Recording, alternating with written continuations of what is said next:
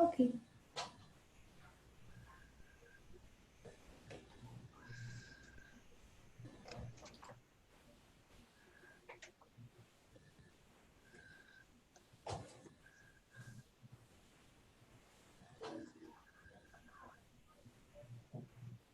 All right. Good morning, everyone. My name is Kenneth Roach, and I'm happy that you are joining us for CACRAO's Strauss and College Fair Experience. Just a couple housekeeping rules before I turn it over to our panelists today. If you have any questions, how you ask those questions is going to be in the question and answer section located at the bottom of your screen. You can use the Q&A button to type your question, and the presenters will respond back to you at any time during the presentation. Your camera and microphones have been turned off, and you are muted, and your video is off as well. So the panelists cannot see you throughout this presentation. Also, if you want to sign up for more sessions, you want to make sure that you visit www.cacrao, that's CACRAO.org, for any other virtual college fairs that are happening throughout this week. And this session is being recorded and will be available at www.cacrao.org. But at this time, I will turn it over to our panelists today for the next 45 minutes.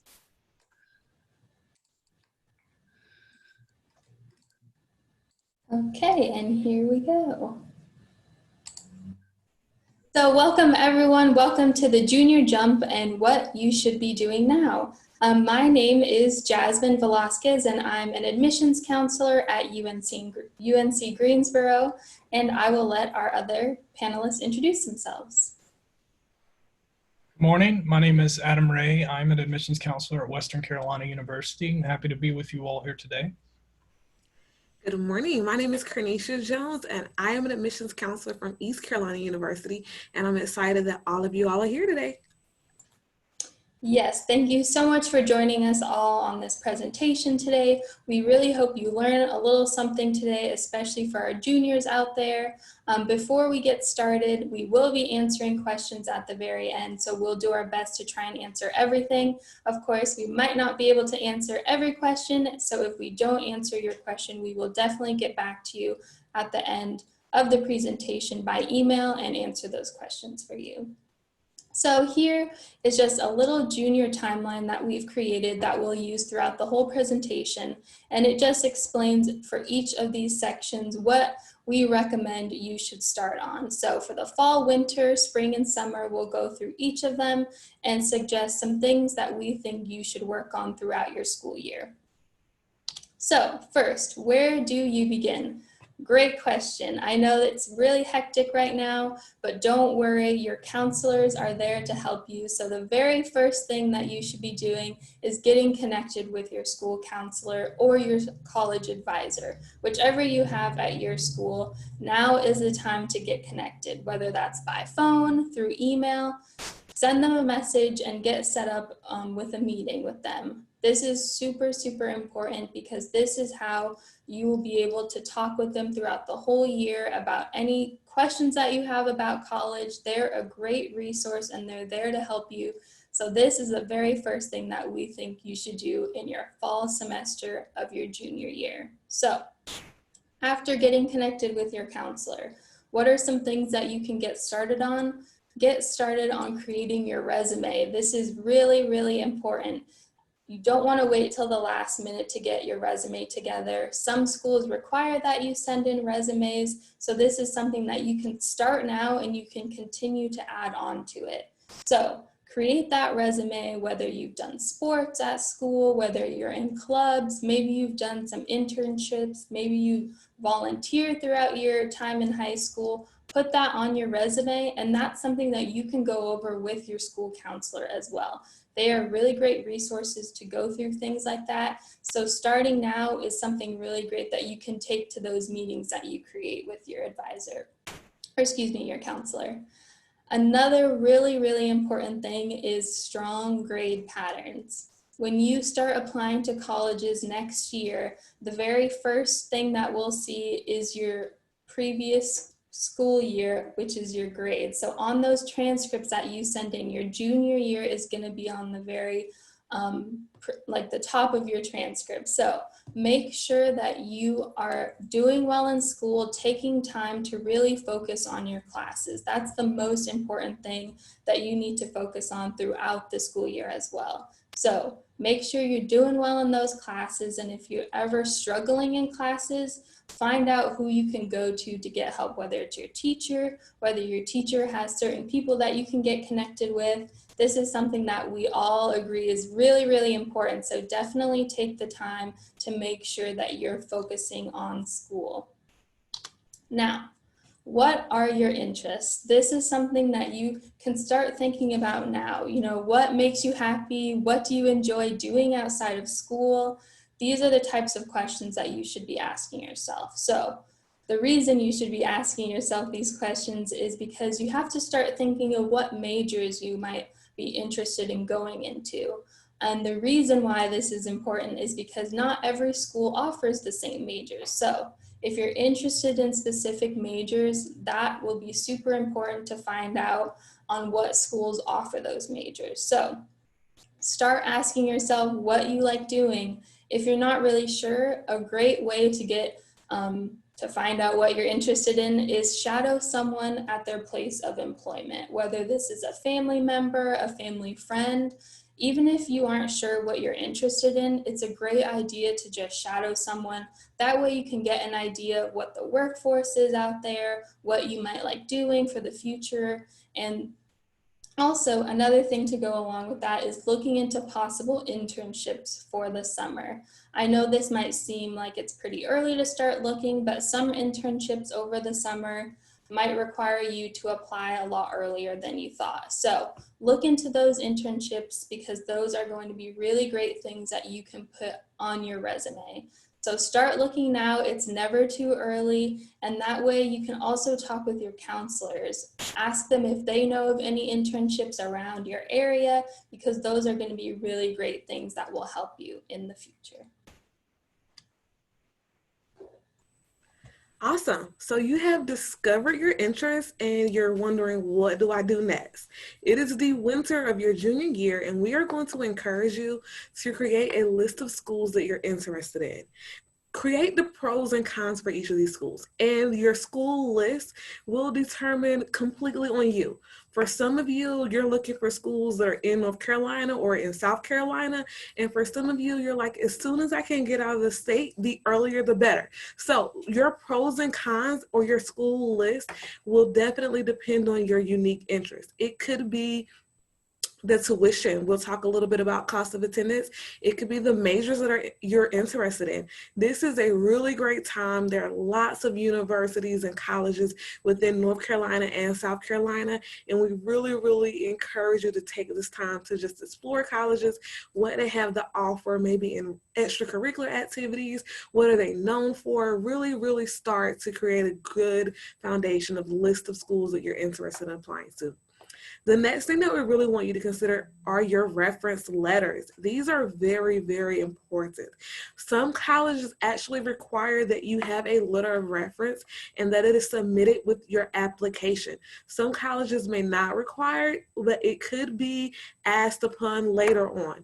This is a great time to think about who you would like to ask to write your recommendation letters. And I encourage you that if you're able to get recommendation letters from 3 different sources. One of them could be a high school teacher or a counselor. The other, if you've participated in a sport, this is a great opportunity if you were a team captain to have your coach to write a reference letter for you. And then if maybe you've been involved through a volunteer organization or a faith-based organization, maybe you were in the Boys and Girls Club and you tutored, get someone from those organizations. But I encourage you to diversify and vary who writes your recommendation letters. Pro tip, your best friend from high school is not who you want to write your recommendation letter. So take this time in the winter of your junior year to really start generating that list. Go ahead and let them know, hey, I'm getting ready to apply to college. I think that you would be great. I think that you could attest to all of the amazing qualities that I have. Would you be interested in writing a recommendation letter and really start building those contacts and prepare yourself for senior year? Okay, so now it is the spring of your senior year, of your junior year, excuse me, and you're wondering, am I ready? It really depends. You never know. All of us admissions counselors thought that we were ready for this year back in January. February, we were even still coasting until we got to March 14th. And then we realized that maybe we weren't quite ready as we wanted to be or as we thought would be. So life happens. There's no need to really stress out. This is why we're giving you these tips now. You're going to be ahead of the ballgame. Take advantage though. Visit colleges and universities. I know that a lot of schools are not allowing students on campus. Some of them are in small groups. So start making up a list. Who will allow me to come and visit? Maybe you can't do an official tour, but they'll let you walk around campus. And for those that maybe you're interested in a college out of state or a university out of state, almost every institution is offering a virtual tour. Please take advantage of these opportunities. We are bringing everything to your fingertips, whether it's your laptop or your cell phone. There is no excuse to visit colleges and universities. Next, we want you to start thinking about scholarship opportunities, because who doesn't like free money? I love it, and the more that you give me, the more that I will receive. I encourage you, just meet with your counselor, your high school counselor. I am sure that she has a list of scholarships that she has given to seniors. If you get that as a junior, you have a head start.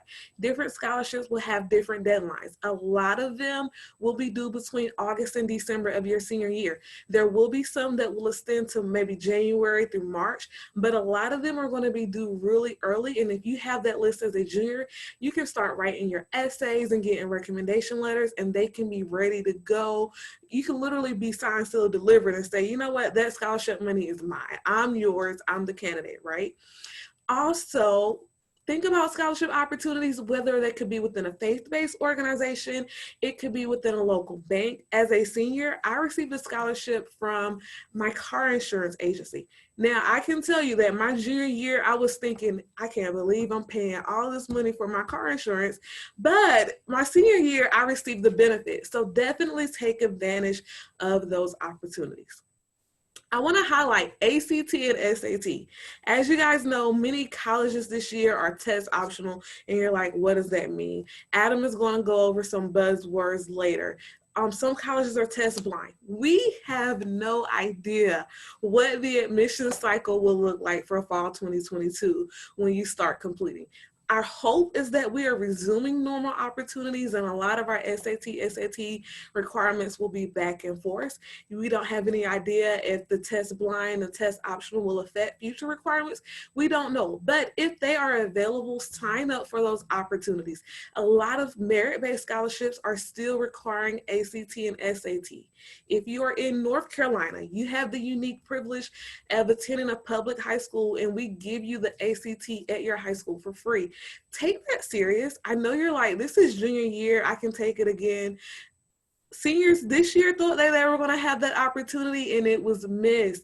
Believe it or not, those were some of the first things that we received from the current seniors were their junior SAT or ACT scores. So take it serious, take advantage of it. If you get your score back and you don't do as well as you would like to because you've already visited websites and you know what those admissions requirements are, take it again. Typically, you have to register 6 weeks in advance.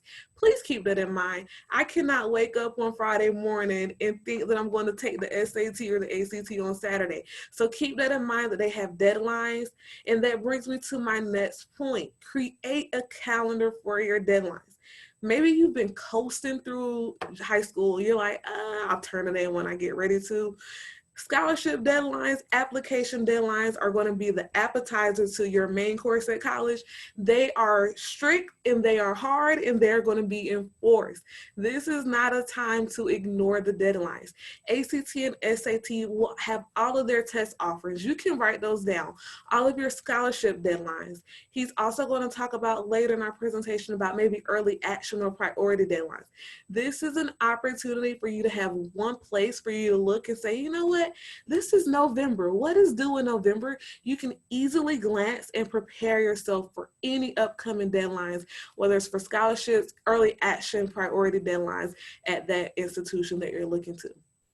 Lastly, financial aid and cost of attendance. As you're doing your college search, as you're visiting universities, this is one of those key points that you should be inquiring about.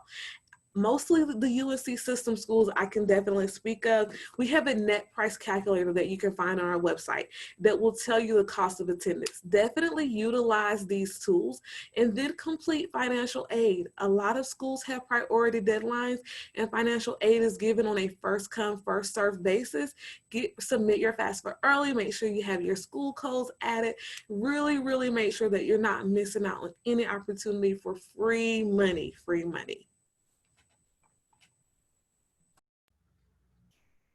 So in transitioning to the next point, we're going to talk about the summer before your senior year. And I know many of you are probably sitting here listening to this session thinking, that's months away. I have plenty of time. Take it from me, it will be here before you know it. So go ahead and keep these guidelines in mind. Also, one other thing, I'm noticing there's a couple of questions in the Q&A box. We haven't ignored you. We have a block of time set aside after the presentation ends to answer those questions. Real quick, the first item that we would like to stress in terms of the summer before your senior year is this idea of grade expectations once again. We've mentioned this earlier in the session that your grades are a critical piece of anything you apply to when it comes to applying to college. A lot of good advice has been mentioned in terms of taking a closer look at how you have been performing in your last year and then what you are taking coursework-wise in this current year. Certain institutions that you may be applying to have grade expectations. In some cases, they may be looking at your more recent work, more so than previous work. And in other cases, they may be taking a holistic review of everything.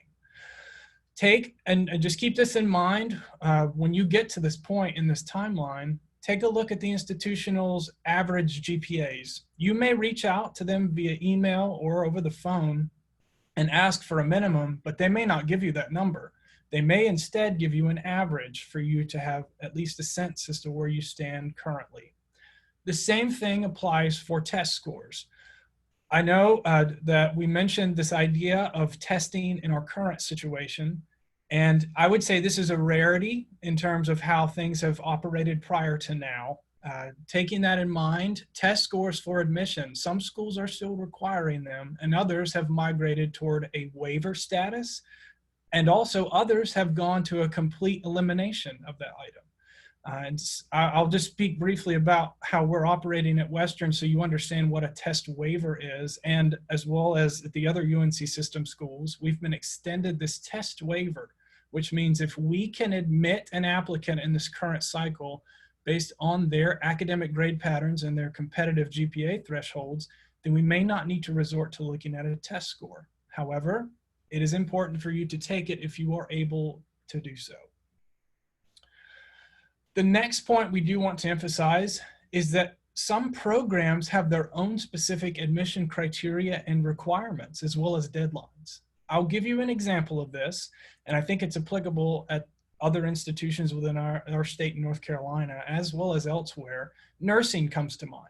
In many cases, institutions, they may not have a direct admit into their nursing program, and they may require you to not only apply to the institution and be admitted first and foremost, but apply in another application cycle and process to be admitted into the program as soon as possible.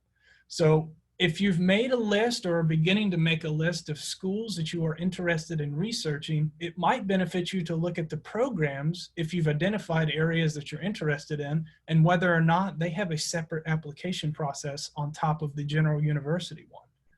One thing I would also emphasize here is that these program admission requirements and or deadlines are technically subject to change in any year. So what we're talking to and what you may see in this current cycle may be a bit different when it comes to your time and your application cycle. And so this is why we've placed this in the summer, because hopefully by then, any program changes have been made and reflected on websites of institutions you're looking at. The next piece, and we've mentioned it before, but pinpointing deadlines for admissions and more. I've already stressed the emphasis on programs in certain situations, but if you're not a planner, figure out a way that you can write all these deadlines down and keep it in an easily accessible document and file, one that you're not going to lose and you can resort to. In many cases, there's a general admission deadline, and I'm going to go over here in the next slide a couple of jargon or items that we're mentioning just in terms of admission dates and words you will hear when you're in your communication with counselors. But there's admission deadlines, program deadlines in some instances, and most importantly, scholarship deadlines. I would emphasize this definitely. We've mentioned this before that in a lot of cases, especially when it comes to scholarships, these are hard deadlines. So if you miss it, if you're thinking it's fine, they'll include me in the review, it'll be all right. That's not necessarily the case. Many of these committees at institutions or elsewhere are being respectful to the people who met that deadline, and they will shut it off after that point. I throw these words here on this slide just so you can be aware of what you can expect to hear on the next one. In terms of an admission stance, rolling, priority, binding versus non-binding, what do those words mean? We'll give you a sense as to what they exactly mean here in just a few seconds. The last piece that we are aligning with the summer of your time in high school prior to graduating is to begin looking at the application process. In many cases, a lot of institutions are on, and you may have heard it before, a Common App, which allows you to have an online outlet and resource to navigate several individual admission processes and applications at one time. However, there are institutions who are not linked with that, and you may just assume that they are when in reality they are not, and you would need to apply directly through their individual website. In addition, for students in North Carolina, you have a great benefit and resource in CFNC. I would definitely urge you, if you have not already taken advantage of those resources or at least connected yourself with them, to do that. I mentioned that we'd be talking about admissions jargon. And for those of you who are unsure as to what jargon means, it's just common words and phrases that you can expect to hear in your conversations with admission counselors like us.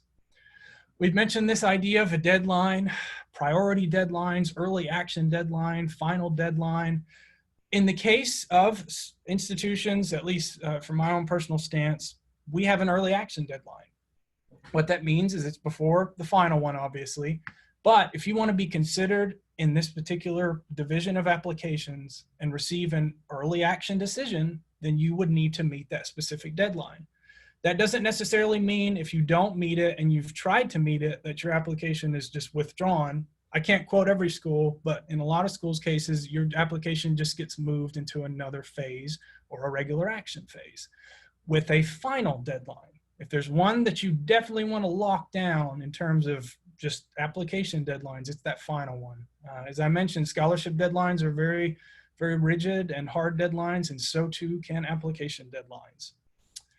We threw this May 1st deadline on this particular slide, mainly just to inform you now that you should hear this if you apply absolutely to all three of our schools, but elsewhere too.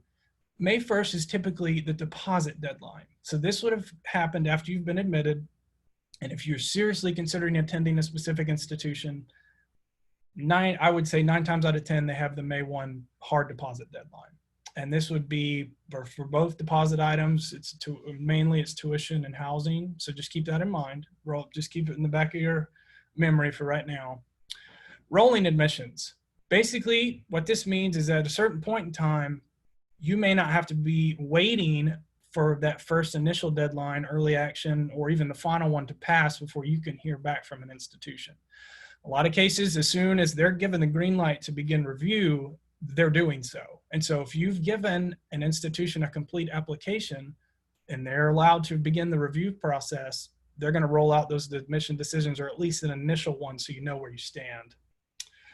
Enrolling into a university or a college, I mentioned binding and non-binding. All three of us here on the panel work at institutions who do not have binding application deadlines. So you can apply to us. You can even go through the deposit process and then ultimately decide that I'd rather not go there. So that's just one thing to keep in mind. But there are institutions that are we are non-binding, but there are institutions that are binding. And so you would definitely want to make sure that you know and are aware that institutions have a binding application process. I can't speak to personal experience with that when I was navigating the college app process, but just want you to be mindful of it. Admissions portals and accounts. I know you all sitting here probably, the majority of which I hope are juniors. If there's some seniors, that's fine too. But when you begin the application process, you should eventually hear this concept of a portal, an online account, something that you should be sent via the email that you apply with to the school or the institution. In a lot of cases, this is your ability to check this on whatever regularity you choose. I mean, it's whenever you want to access it, it's 9 times out of 10 the most quickest way for you to determine where you stand. You can absolutely call the institutions you apply to. We would love to chat with you and at least give you a sense as to where you stand. But in a lot of cases now, with the advancements of technology, students are able to see where they stand well before they have a conversation with anybody. Another thing that we would stress in this, though, is that we encourage you to use a personal email and not one linked with your specific high school or school that you're attending. A lot of times when you graduate, that particular email is deactivated. So you won't receive anything to it anymore. And so we recommend just setting up a Gmail account that you have for all your college process. And it doesn't have to be Gmail, that's just an example. Set up a personal email. That way you don't have to worry about that particular instance happening. Because a lot of times, if that's the only email that we have to actually communicate with you, that's where all the messages go. So this next piece of the program is where we're going to include our particular unique contact information. So if you want to, feel free to jot any of that down. And I am noticing some traffic in the Q&A box, so we can run through that individually if you guys like. I could take the first one just to give a quick answer to that one, because I know it's been sitting there for a couple of minutes. Someone had asked, how can I find internships? Is it by the internet, or can I find them by the school? And they also had a follow-up question, how can I find a shadow opportunity? Essentially, just from my personal experience with working with students who want to find these opportunities, I would first try to figure out what areas you are interested in possibly studying at a university or college, and then trying to identify if it's in your area and able to do so. Try to network with people who work in that particular environment. I know, just giving you a lived experience, I was interested in maybe doing athletic training when I was in high school. Obviously, I'm not doing that, but I wanted to try to just immerse myself in it. And fortunately, I was able to connect with personnel who worked at the hospital where I currently live, and they allowed me to shadow. And now I will say that was extremely, extremely minimal in terms of what I was doing. I was just a shadow. That's the best way to put it. But that's just an example of how you can begin that process. So.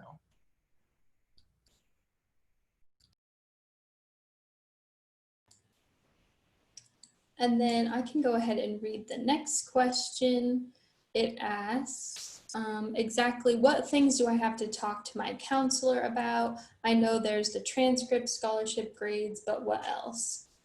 They're just really good resources to talk about what sort of schools that you might be interested in. So if you are interested in a specific major of study, they're going to be really great resources to give you different lists of colleges to look at, but also just making sure you're checking in with them throughout the time. A lot of the things that you're going to be doing is, on your own personal time. But if you ever have questions about anything about the college process, they're the person to go to. So I think as long as you're making sure that you're taking time to look at colleges and look at the process, you can always go to them if you ever have questions. But definitely make sure that you're taking the courses to make sure you're going to be able to graduate. I think that's probably the most important thing, and making sure you're getting the courses required for any college that you're interested in as well. All right, so the next question is, what if we aren't doing face-to-face learning to be able to do ACT or SAT if I chose to do virtual learning for the first semester? That's a really great question. If for some reason that COVID-19 is still impacting testing in the spring, then colleges and universities will be taking that into consideration. This guidance was based on us returning back to a normal admission cycle and maybe a normal year. But please know that if things are not normal in the spring, that I know we made decisions even last spring before UNC system about how we were going to do things internally within our office. So if you're unable to take those tests, just reach out to the institutions that you're interested in, and then we'll handle that definitely. But please know that, for instance, the UNC system will provide guidance as well.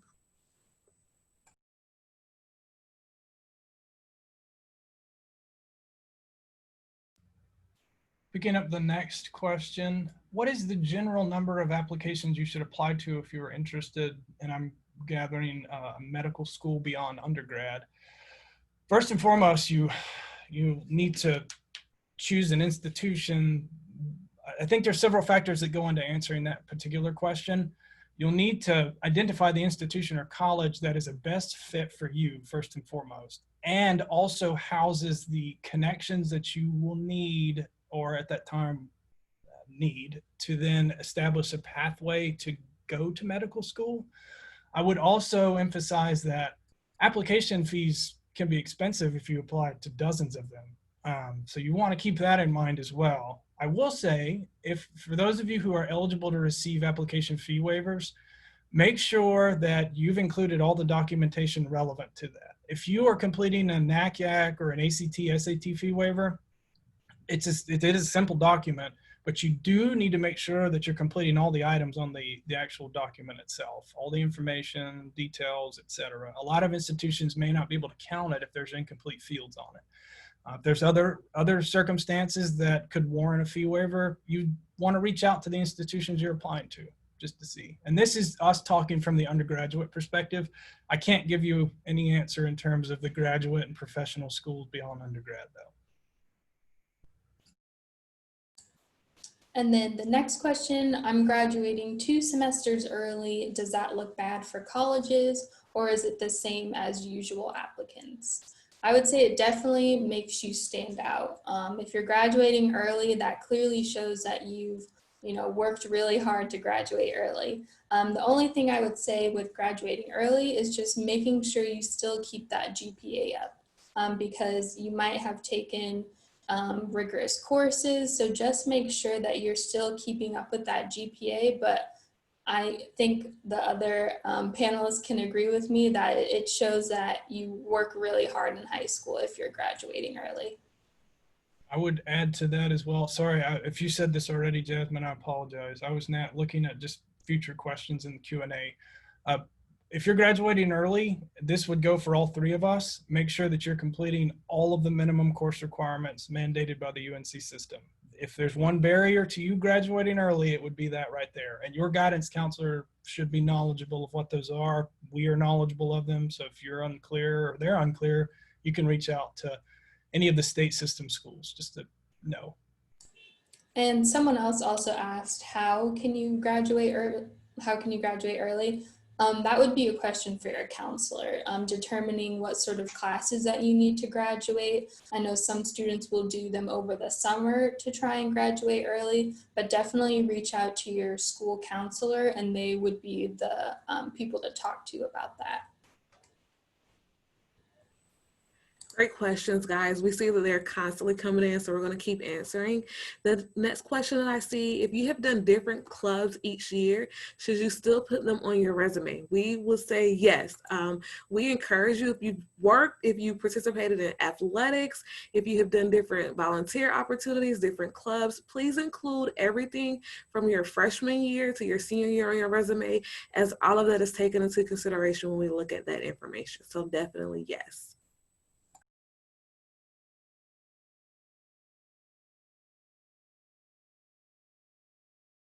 See what the next one is.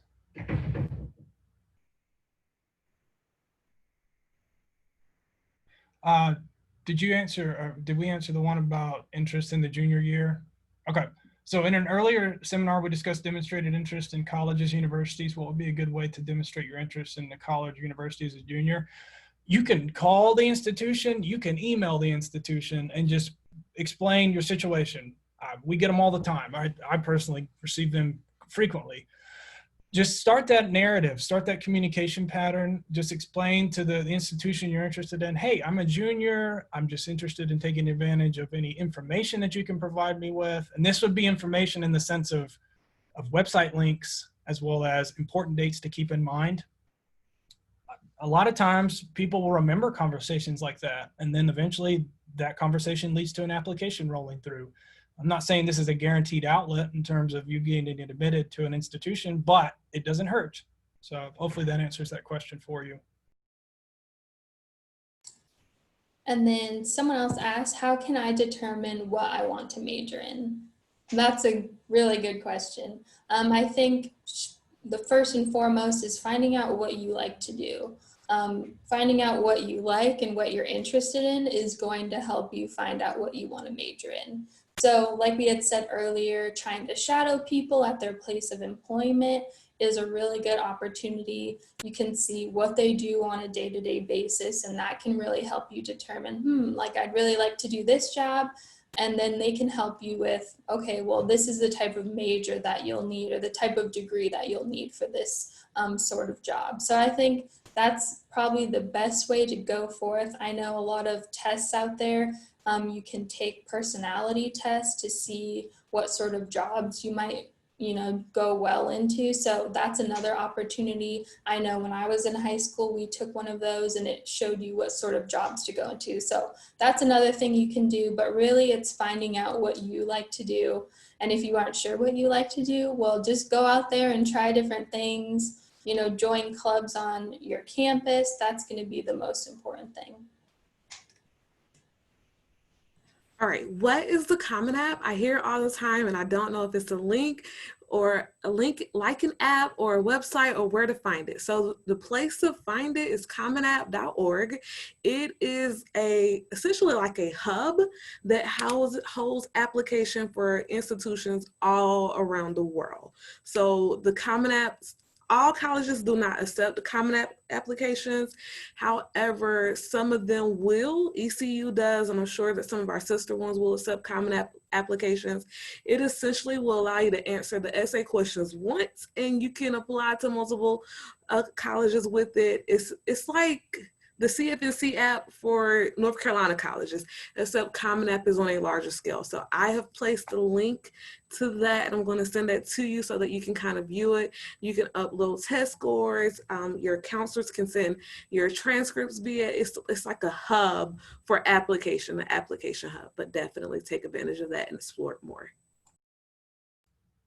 I'll try to answer the next two. Does it help if I volunteer hours related to my major of interest? It can. It can't hurt. I'll be honest with you about that. Like I said, there are some programs that have specific applications to whatever program you're interested in. And so if you have the time and the capabilities of volunteering and experiencing that, go for it. I don't think any of us are going to tell you not to do that. Will your counselor help you choose what college would be a best fit for you? They can. At the end of the day, you definitely want that decision to come from you, yourself alone. And that comes in the form of be it virtual tours at this point in time or attending in-person tours when we hope to eventually get to that point. All three of us on this panel hope to soon be in that particular situation. Short answer, they can, but ultimately it's up to you. And someone asked, do you think there could be an online SAT? And then along with that, is it necessary to take the SAT or ACT? I do think it's a possibility that there could be an online SAT. I know over the summer they had actually started to plan for that, but then they kind of changed courses. So I think in the future that is definitely a possibility. So I would just keep checking their website as much as you can to make sure that if it does go to online that you can, make sure that it is online. And then is it necessary to take the SAT or ACT? depends on the school. Not every school requires the SAT or ACT. So look into, when you create that list of schools that you want to apply for your senior year, look into those schools to see if it is necessary. I would say it's never a bad idea to take it. That way you just have scores in the event that you need them. All right, so the next three questions all have to do with maybe taking dual enrollment courses while in high school, and I see that one person has completed an associate's degree. We encourage students to come in with those college credits. It will not hurt you at all. It will just benefit you. It's going to save you time and money. And if you've already been successful in community college credits, it's usually a good testament to your success at our university. So that will not hinder you at all. We encourage it. Applications are typically at my institution are not viewed differently. They are viewed just as a freshman. We just have to make sure that those minimum course requirements and those minimum admission requirements are met, but they're not viewed differently. It just will affect registration once your daughter or son chooses the institution that they want to attend. And if you've graduated with a high school diploma, for most institutions, it will not affect your application process. Once you select your application, I know within us, it will ask if you are a graduating senior and if you've taken community college classes. You will still apply as a freshman. You will just indicate what type of freshman you are, and you'll be able to go through that process. But if you have any questions when you get there, feel free to contact us as admissions counselors. We're happy to help you walk through that. And before we continue, do we want to talk about really quick just the North Carolina minimum course requirements? I think that's really important for each of our schools. So just a quick overview, you're looking at 4 English courses. So English 1, 2, 3, 4. If you're out of state, that might look a little different on your transcript, but you want to make sure that you have 4 years of English.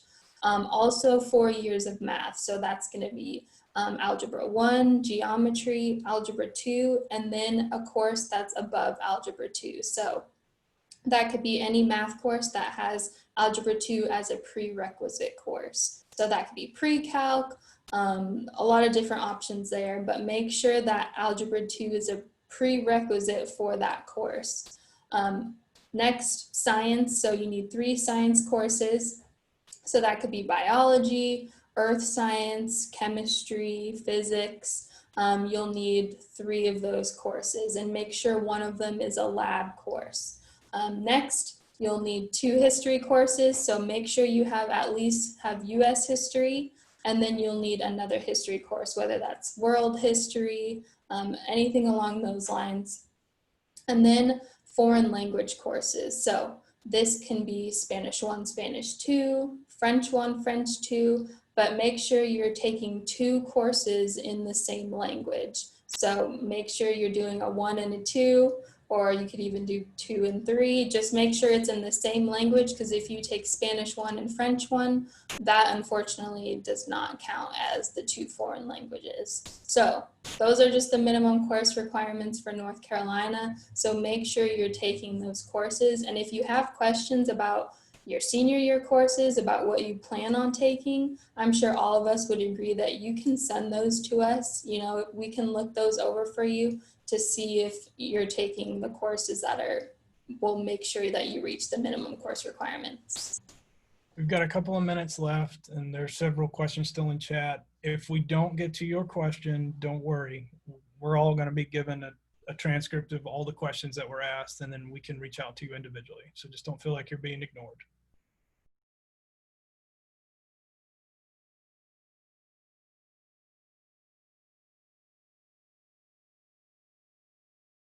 So this question, do you need to have documentation for everything on your resume? No, I would say you don't need to have documentation.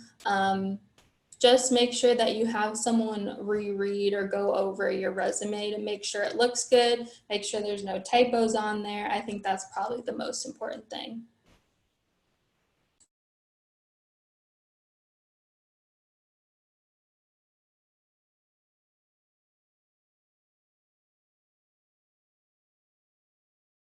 Does someone want to answer, does varsity sports make you look better?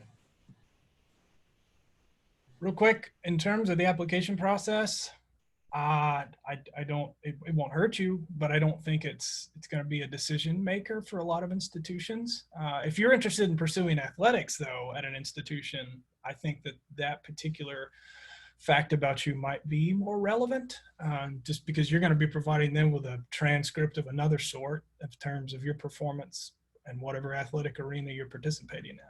But just in terms of the undergraduate admissions process, I would once again say what I've said before, it won't hurt you, but I don't think it will be a decision maker or breaker. So.